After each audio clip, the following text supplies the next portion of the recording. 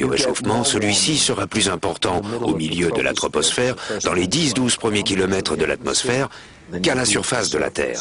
Ceci s'explique par de bonnes raisons théoriques liées à la manière dont fonctionne l'effet de serre. L'effet de serre fonctionne ainsi.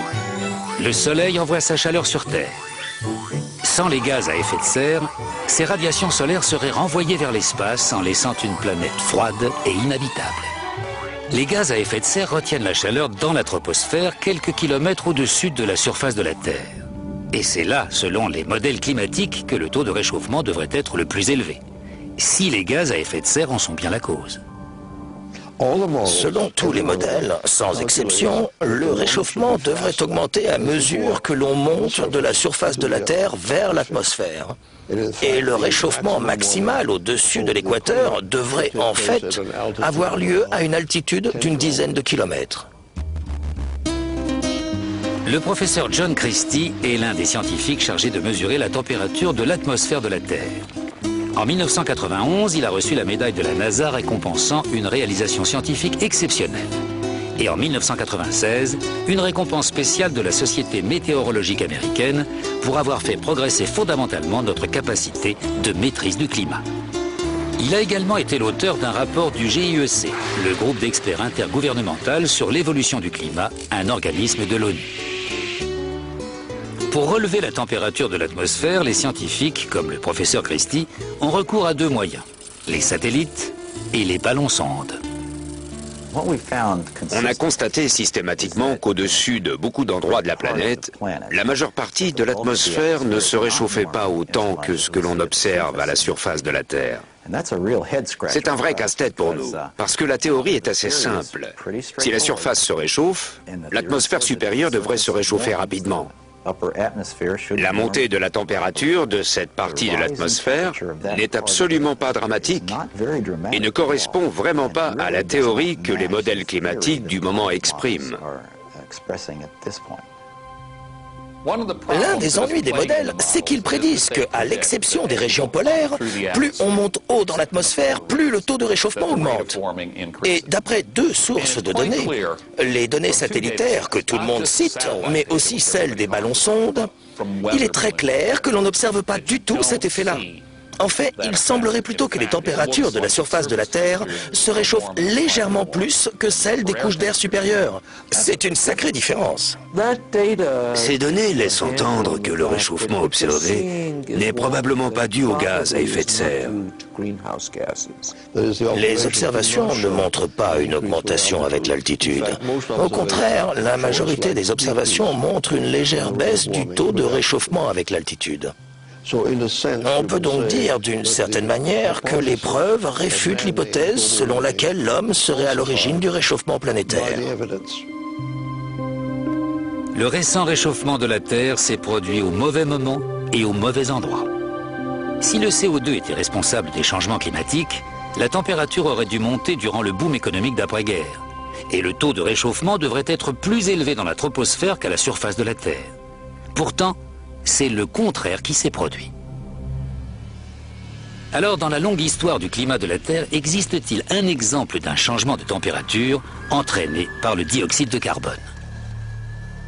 Forer la glace dans ses profondeurs est un moyen de se plonger dans le passé. Cela a d'ailleurs permis aux scientifiques de trouver un lien entre le CO2 et l'évolution des températures de la planète. Les études de carottes glaciaires sont fréquemment citées pour étayer la théorie du réchauffement planétaire provoqué par l'homme. Mais la glace renferme des données que l'on mentionne très rarement. Le professeur Ian Clark est un éminent paléoclimatologue qui analyse en Arctique les températures de la Terre depuis des centaines de milliers d'années. Quand on s'intéresse au climat sur une très longue échelle temporelle, on recherche des matériaux géologiques qui ont enregistré les variations climatiques. Prenons une carotte de glace, par exemple. Certes, on reconstitue la température à partir des isotopes de la glace, mais on libère également l'atmosphère prise dans cette glace et on peut alors observer le CO2 qu'elle contient. Le professeur Clark et d'autres chercheurs ont en effet mis en évidence un rapport entre la variation du taux de CO2 et celle de la température de l'air, mais pas celui qu'on attendait. Voici l'enregistrement climatique présent dans la carotte de Vostok.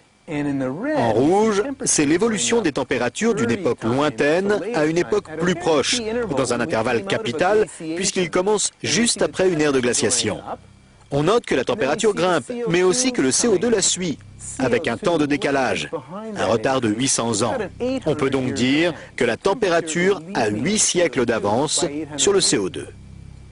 Plusieurs études majeures de la calotte glaciaire ont été menées et toutes montrent la même chose. Les températures augmentent ou diminuent, puis quelques siècles plus tard, le taux de dioxyde de carbone les suit. Donc, de toute évidence, le dioxyde de carbone n'est pas la cause de ce réchauffement. On peut même dire que le réchauffement entraîne l'augmentation de dioxyde de carbone. Très clairement, le CO2 ne peut pas causer les changements de température. Il en est le produit. Il suit les changements de température. Les mesures réalisées grâce au forage de la calotte glaciaire nous conduisent au cœur même du problème.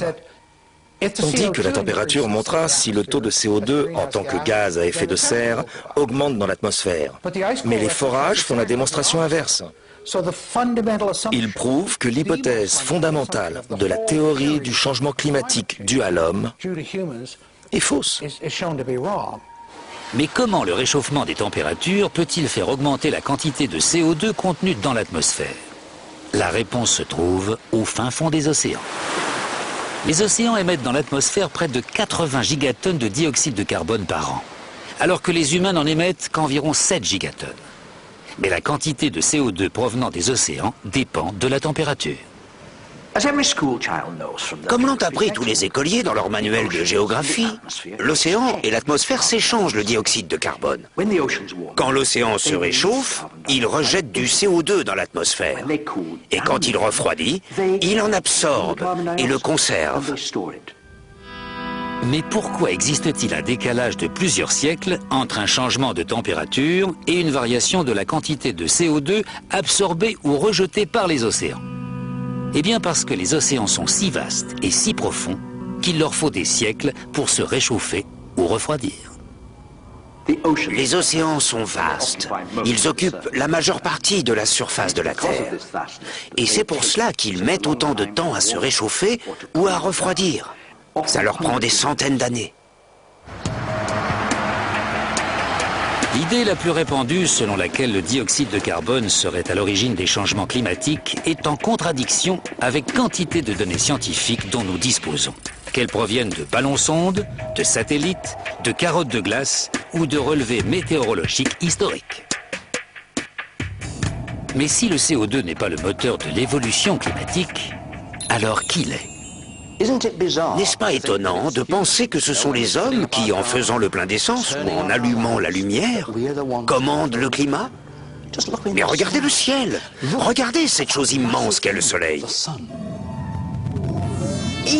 Bien que nous soyons 6,5 milliards, nous ne sommes rien à côté de lui. À la fin des années 1980, Piers Corbin, physicien solaire, décide d'essayer une méthode de prévision météorologique radicalement nouvelle. Sa technique permet des prévisions systématiquement plus précises que celles du Met Office, le service de météo britannique, malgré les vastes ressources de celui-ci. La presse l'acclame alors comme le super monsieur météo. Le secret de cette réussite, le soleil. Notre technique de prévision météo sur le long terme a commencé par l'étude des taches solaires et le désir de les prévoir. C'est alors que j'ai compris qu'il était beaucoup plus intéressant de se servir du soleil pour prévoir le temps. Nous savons aujourd'hui que les taches solaires sont des champs magnétiques intenses qui apparaissent en période de haute activité solaire. Mais pendant des siècles, bien avant que l'on comprenne correctement le phénomène, les astronomes du monde entier ont compté les taches solaires, pensant que plus elles étaient nombreuses, plus cela annonçait un temps chaud. En 1893, l'astronome britannique Edward Maunder observe que, durant le petit âge de glace, le nombre de taches solaires était quasi nul, ce qui marque une période d'inactivité solaire, connue désormais sous le nom de minimum de Maunder. Mais les taches solaires sont-elles un indicateur météorologique fiable? J'ai décidé d'évaluer notre technique en pariant sur le temps par l'intermédiaire du bookmaker William Hill. Je pariais contre